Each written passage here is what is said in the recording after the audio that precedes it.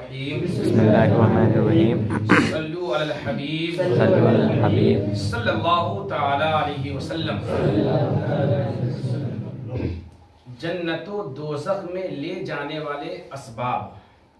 حضرت سیدنا ابو ہریرہ رضی اللہ تعالی عنہ کہتے ہیں کہ سرکار عبد قرار ہم بے کسوں کے مددگار شفیع روز شمار صلی اللہ تعالی علیہ وسلم نے فرمایا، تم لوگ جانتے ہو کہ سب سے زیادہ کون سی چیز لوگوں کو جنت میں داخل کرے گی؟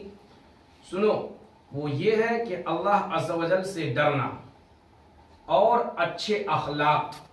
اور کیا تم لوگ جانتے ہو کہ کون سی چیز سب سے زیادہ لوگوں کو جہنم میں داخل کرے گی؟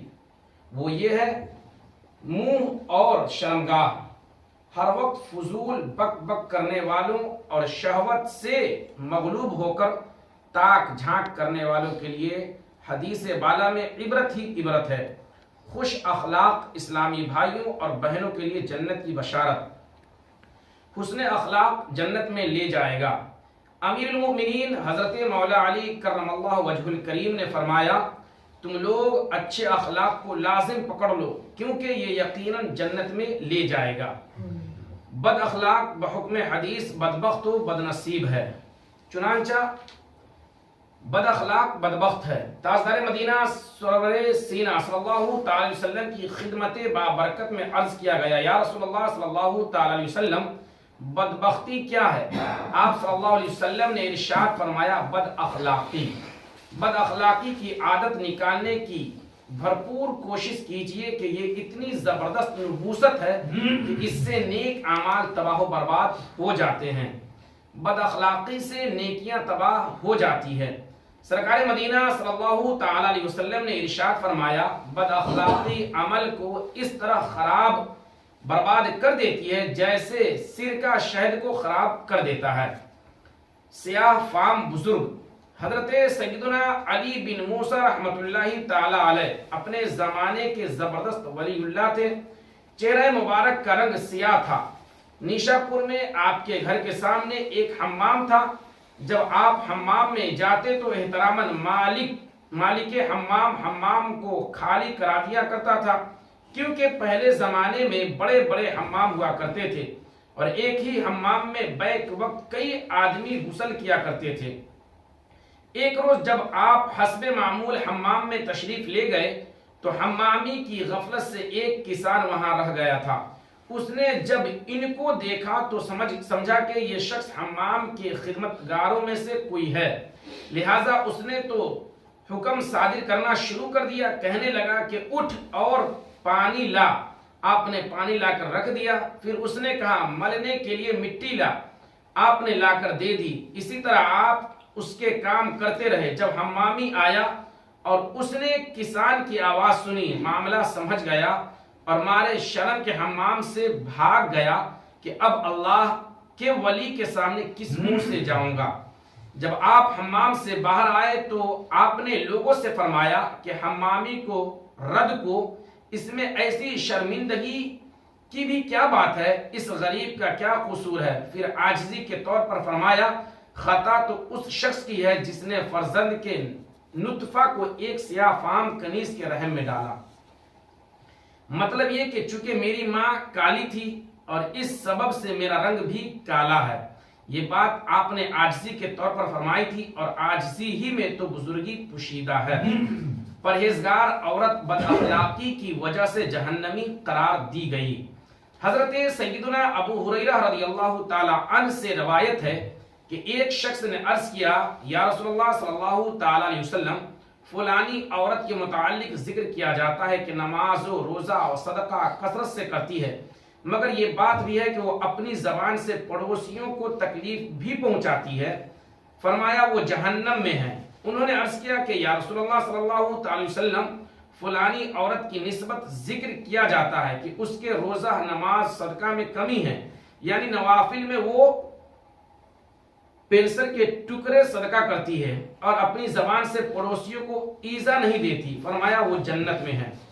اس حدیث پاک سے وہ بزرگ درس عبرت حاصل کرے جو بات بات پر لوگوں کو جھاڑ دیتے ہیں، بلکہ معاذ اللہ مسجد تک میں بھی چلا چلا کر لوگوں کو ڈانٹتے رہتے ہیں، کہیں ایسا نہ ہو کہ لوگوں کی دل آزاری کی وجہ سے آخرت برباد ہو جائے اور تمام عبادت و ریاضت یہیں دھری کی دھری رہ جائے۔ حسن اخلاق سے ہی ملتا ہے سعادت مند کو ہی، چنانچہ با اخلاق جہنم میں نہیں جائے گا۔ تاجدار مدینہ صلی اللہ تعالی علیہ وسلم کا فرمان عالی شان ہے کہ اللہ عز و جل نے جس بندے کی پیدائش اور اخلاق کو بہترین بنایا ہے اسے جہنم میں نہیں ڈالے گا۔ بروز قیامت حسن اخلاق اور سخاوت کو سب سے پہلے ترازو میں رکھا جائے گا۔ حسن اخلاق اور سخاوت سے ایمان مضبوط ہوتا ہے، بخل و بد اخلاقی تو مسلمانوں کا شیوا ہی نہیں۔ جیسا کہ حضرت ابو دردہ رضی اللہ تعالی عنہ سے مروی ہے کہ میں نے تاجدار مدینہ صلی اللہ تعالی علیہ وسلم کو یہ فرماتے سنا کہ سب سے پہلے میزان عمل میں حسن اخلاق اور سخاوت کو رکھا جائے گا۔ جب اللہ تعالیٰ نے ایمان کو پیدا فرمایا تو اس نے عرض کی، اے اللہ عز و جل مجھے قوت عطا فرما، تو اللہ تعالیٰ نے اسے حسن اخلاق اور سخاوت سے تقویت بخشی۔ اور جب اللہ عز و جل نے کفر کو پیدا فرمایا تو اس نے عرض کی، اے اللہ عز و جل مجھے قوت بخش، تو اس نے اس بخل اور بد اخلاقی سے تقویت بخشی۔ اب حضرت زید بن حارثہ رضی اللہ تعالی عنہ کا عجیب و غریب واقعہ اسے پڑھیے۔ سرکار مدینہ صلی اللہ تعالی علیہ وسلم کی شفقت اور حسن اخلاق کے اعلیٰ ترین معیار پر قربان ہو جائیے کہ ہمارے پیارے آقا صلی اللہ تعالی علیہ وسلم بیک وقت ماں کی محبت بھی عطا فرماتے اور والد کا پیار بھی۔ زید رضی اللہ تعالی عنہ آپ کی صحبت بابرکت میں رہ کر اس قدر مانوس ہو گئے اور ان کے رگ و پے میں اس قدر محبت مصطفیٰ صلی اللہ تعالی علیہ وسلم رچ بس گئی کہ ماں باپ اور اہل خاندان کی محبت سے بالکل بے نیاز ہو گئے اور کسی قیمت پر بھی سرکار مدینہ صلی اللہ تعالی علیہ وسلم کی غلامی چھوڑنے کے لیے تیار نہ ہوئے۔ چنانچہ منقول ہے کہ حضرت سیدنا زید بن حارثہ رضی اللہ تعالی عنہ جو اپنے والدین سے کم عمری میں بچھڑ گئے تھے، جب ان کے والدین کو پتا چلا کہ ہمارا بیٹا شاہ مدینہ صلی اللہ تعالی علیہ وسلم کا غلام ہے، تو حضرت زید رضی اللہ تعالی عنہ کے والد اور چچا فدیہ کی رقم لے کر اپنے بیٹے کو غلامی سے چھڑانے کے لیے مکہ مکرمہ آئے اور حضور اکرم نور مجسم صلی اللہ تعالی علیہ وسلم کی خدمت بابرکت میں حاضر ہوئے اور عرض کی، ہم پر احسان کیجیے اور کرم فرمائیے اور فدیہ قبول کر کے ہمارے بیٹے کو آزاد کر دیجیے۔ سلطان مدینہ صلی اللہ تعالی علیہ وسلم نے فرمایا، کیا بات ہے؟ عرض کی کہ ہم اپنے صاحبزادے زید رضی اللہ تعالی عنہ کو ڈھونڈتے ہوئے یہاں تک آئے ہیں۔ شہنشاہ مدینہ صلی اللہ تعالی وسلم نے فرمایا، زید کو بلا لو، اگر وہ تمہارے ساتھ جانا چاہے تو بغیر فدیہ ہی لے جاؤ۔ لہٰذا حضرت زید رضی اللہ تعالی عنہ کو بلایا گیا اور جانے نہ جانے کا اختیار دیا گیا۔ تو حضرت زید رضی اللہ تعالی عنہ نے عرض کی، یا رسول اللہ صلی اللہ تعالی وسلم، میں آپ کے مقابلے میں بھلا کس کو پسند کر سکتا ہوں؟ بلا شبہ شاہ مدینہ صلی اللہ علیہ وسلم کی غلامی دونوں جہاں کی سلطانی ہے۔ پھر بھلا حضرت زید رضی اللہ تعالی عنہ سلطان مدینہ صلی اللہ تعالی وسلم جیسے شفقت کے سمندر اور حسن اخلاق کے پیکر کو کیسے چھوڑ دیتے؟ چنانچہ حضرت زید رضی اللہ تعالی عنہ نے اپنے والدین کے مقابلہ میں سلطان دارین صلی اللہ تعالی وسلم کی غلامی کو ترجیح دی اور والدین کے ساتھ جانے سے انکار کر دیا۔ اور والدین نے جب زید رضی اللہ تعالی عنہ کی سرکار مدینہ صلی اللہ تعالی وسلم سے محبت اور سرکار دو عالم صلی اللہ تعالی وسلم کی پر شفقت دیکھی تو وہ بھی مطمئن ہو کر بخوشی واپس لوٹ گئے۔ اس سے پتہ یہ چلتا ہے کہ انسان کا اگر اخلاق اچھا ہو تو لوگ دل سے اترتے نہیں بلکہ دل میں اتر جاتے ہیں، چاہے وہ مسلمان ہو یا غیر مسلم ہو یا کوئی بھی ہو۔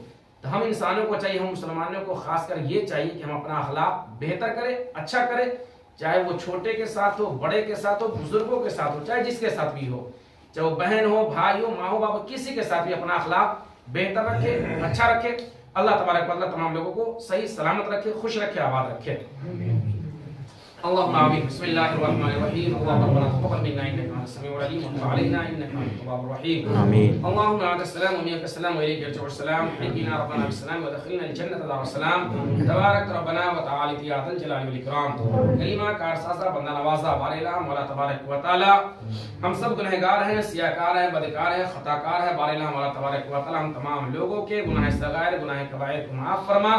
بارے اللہ مولا تبارک و تعالی ہم تمام لوگوں کی نمازیں اور ذکر و اذکار کو اپنی بارگاہ میں قبول فرما. آمین. بارے اللہ مولا تبارک و تعالی ہم گنہگار ہیں، سیاہکار ہیں، خطاکار ہیں، بدکار ہیں. بارے اللہ مولا تبارک و تعالی تیرے حبیب کی امتی ہیں. بارے اللہ مولا تبارک و تعالی تو اپنا فضل فرما اور اپنے حبیب کا صدقہ عنایت فرما.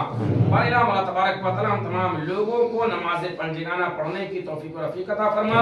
ہر آفت و بلیات سے محفوظ فرما. عزت و آبرو کی حفاظت فرما. ہمارے گھروں میں بے پناہ خیر و برکت عطا فرما.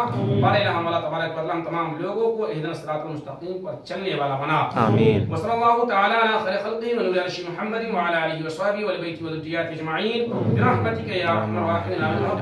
محمد رسول اللہ. السلام علیکم.